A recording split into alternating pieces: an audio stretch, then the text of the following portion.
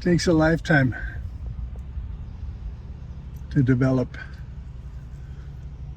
edible landscape and beautiful landscape. It's not an overnight endeavor. A few people do it because it takes so long. So this is part of our edible landscape, isn't it? Yes, it is. What kind of lettuce is this? I forget now.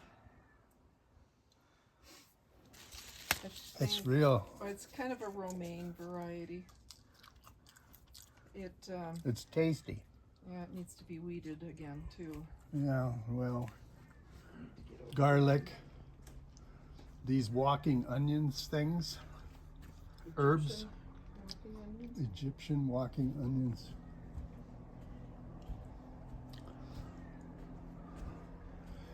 Well, these, and then over here we've got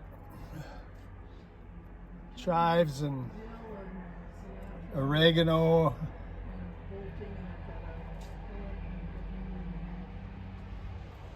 And then up top we have strawberries, some strawberries. And this is cilantro.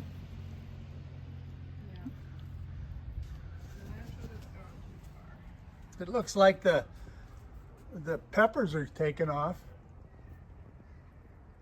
And then in back of the poppies and stuff, in back of the poppies somewhere, oh, I see it down there, is it pumpkin or what, something else?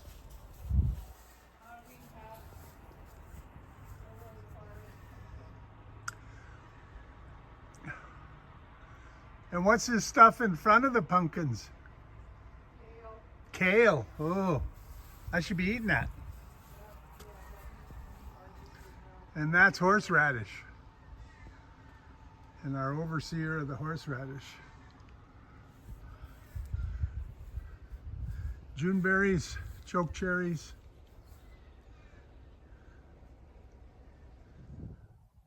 Linda has planted strawberries this year.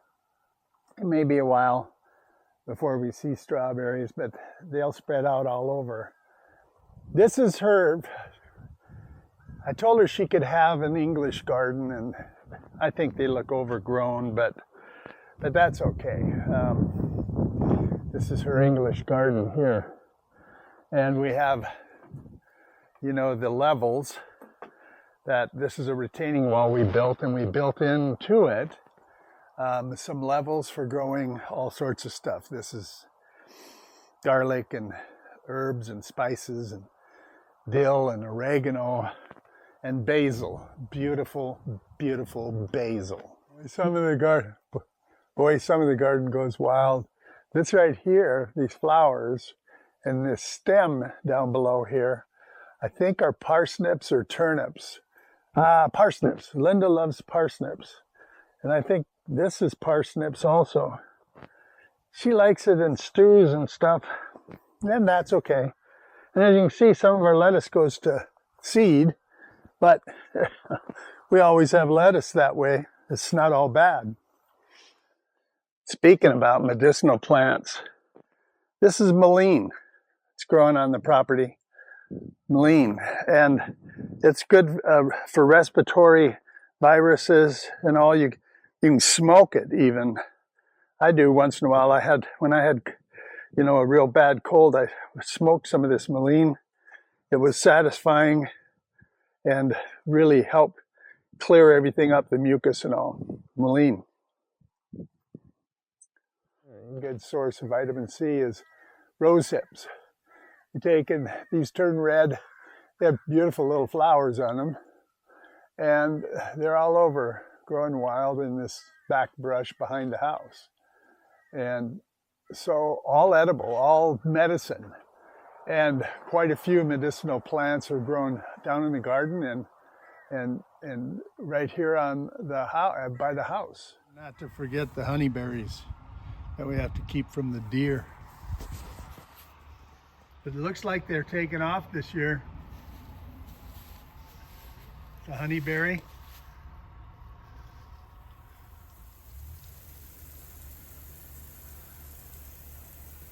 Are Nanking cherries. They make wonderful jams and jellies. And we have a whole lot of them in here along our fence line. More edible landscape. These are asparagus. Feature, they get really tall. Behind them, apple trees.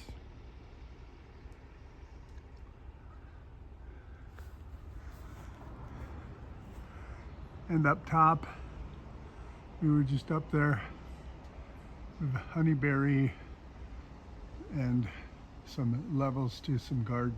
Here again, these are, I'm not sure. I'll have to ask Linda. Same tree, I called them a cranberry, but these are,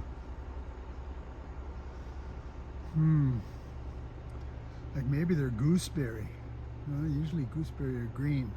Anyway, still in the tube is another gooseberry tree that we planted last year. Before last, we planted these hazelberts.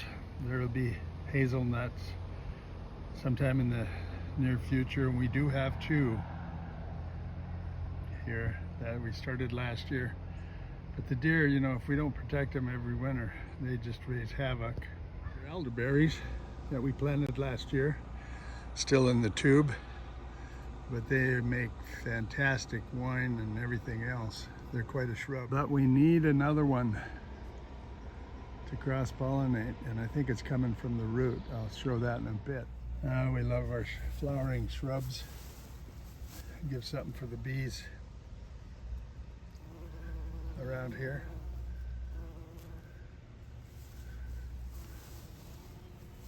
Flowers in general, big peony. Raspberries. Gotta have some raspberries.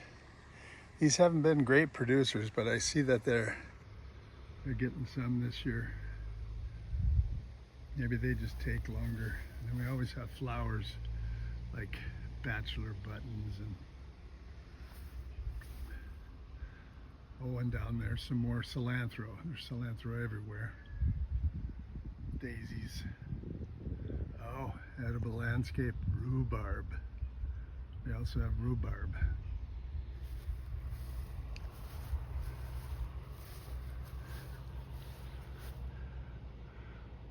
That's Grandpa's crabapple tree. That's some delphinium.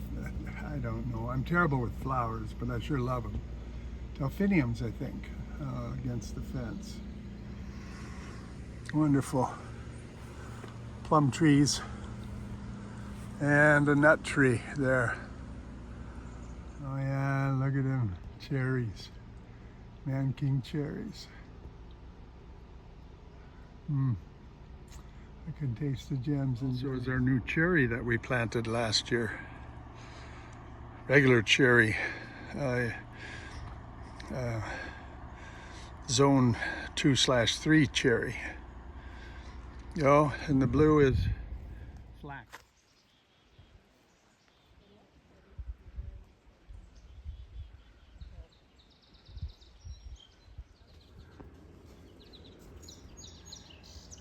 Apricots. Yeah, he's right. Once this got off, like this year, but so much nicer ends. There's a few on there. Oh, a pear. I never knew pears made it here in North Dakota. This is from a North Dakota developer. We have flowers. Jim, you like radishes? Yeah, why are some radishes ready? Yeah. What are these red things? Amaranth. Amaranth. Oh, these are flowers. Yeah. These first 3 rows are flowers. Somebody 1, planted 2, corn? Yep. 3.5. 3.5. 3.5 rows. Yeah. And 1 Well, 3 dill. 3 full. Maybe. Amaranth. And you wanted a little bit of corn. Well, easily ask if we planted corn. Yeah. If we planted it. Yeah. And here's a nice beets, huh? Yeah. And carrots. And look at this. Oh, these are going to do good this year. Right. Look at it. There's no holes. That is a miracle cloth. Isn't it? Yeah. Yeah. You can't let any flea beetles. And you know how windy it was super windy, that stayed on there. We had that dirt piled up on it. It really worked good. They like the heck out of it, don't they? They do. And got the Tomatoes. staked up. What are you trying to save these dill? Oh yeah, we'll need them for pickles. They're gonna be seeded out for pickles. Then you're clipping up all these tomatoes. Yep. And then the celery on the back side. More carrots? Those are the baby carrots. Linda's got a row there and a part of a row here for me of the regular sized carrots. Those are just the tiny ones. And are these celeries we had in the basement? Yes. So that's the variety. I Those really like. celeries, and these celeries. And then That's no a lot of celeries on celery. That's a lot of celery. We're gonna have celery soup. it. Yes, cream of celery But soup. look at these beautiful potatoes. Yeah. Is there bugs on them right now? Potato bugs? Not No. as bad as there's been. I They just look went through really and good. got four little ones. Oh, you did? You look it on the underside and then you squish them, huh? So these tomatoes, what's over there? Nothing? That's, Onion. Onions. yeah. There's my radishes, and what did you put in there, Linda? I didn't. You did. I did? Yep. What Those is are your it? cucumbers. It is? Oh, my picklers? And then We the don't get as onions. many of those coming up. So Yes. those are your brother's things down there? Yep, those are Rob's pumpkin, the Big Macs, jack-o'-lantern, the watermelon, and muskmelon. Oh.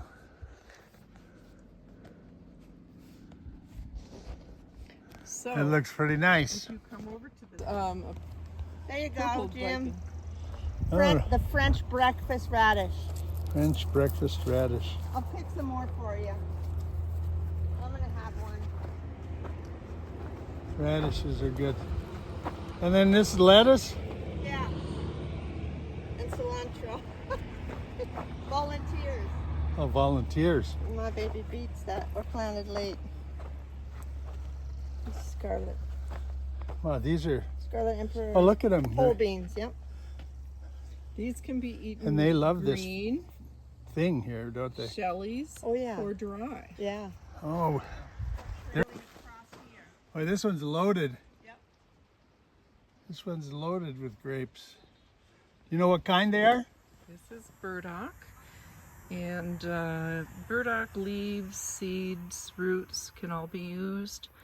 But the roots are, according to my understanding, the most important.